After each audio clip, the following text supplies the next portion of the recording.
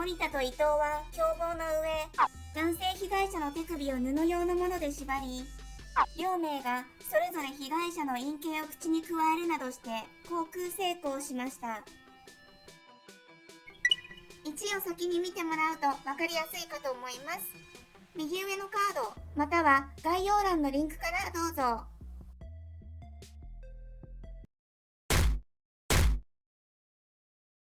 2人は一審判決の量刑が重すぎて不当などを理由に控訴しました。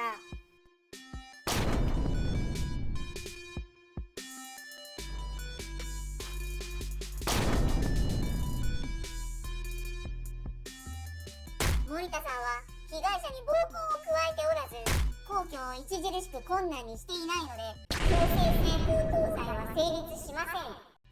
現判決は事実誤認があります。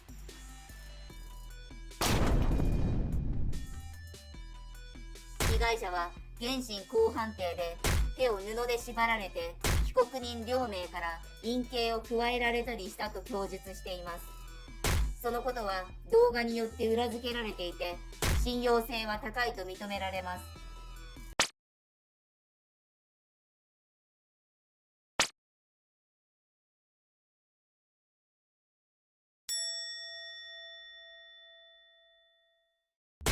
そもそも森田さんは同性愛者ではありません。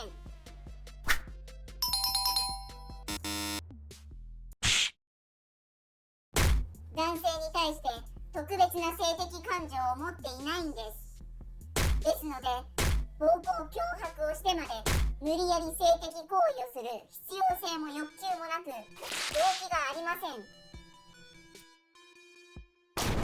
森田の性的指向がいかなるものであるかはさておいても、現に森田は動画に記録されたわいせつ行為を行っている。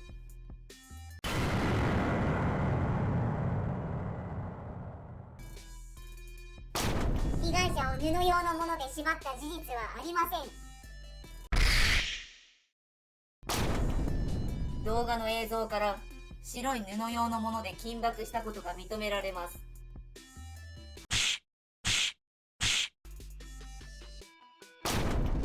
被害者に強要したのではなく、性的プレイとして行ったんで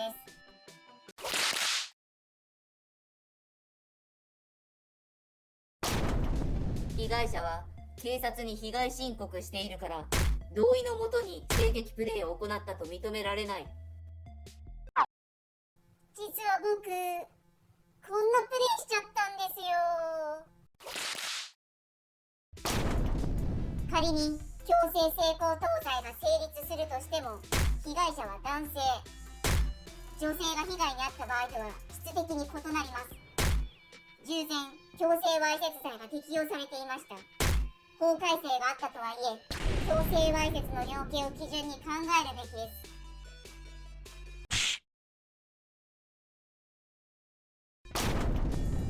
男性と女性で強制性交等をされた場合の被害の程度が異なるという考えは、法改正の趣旨に反するものです。改正前の法律を適用すべきという主張は到底採用できない。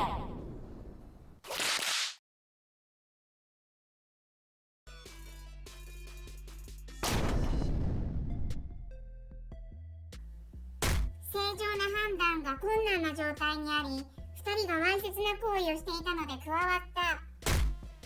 性的欲求を満たしたり、被害者に嫌がらせをする目的はなかった。犯行当時の記憶がないから、非難の程度は小さい。現判決の量刑は重すぎて不当。伊藤も被害者に積極的に暴行、わいせつ行為を行っているから、従属的な立場だったとは言えない。行為の対応から自己の性的欲求を満たす、または被害者に対する嫌がらせ目的と認定できる。現判決の量刑は重すぎて不当とは言えない。本件各控訴を棄却する。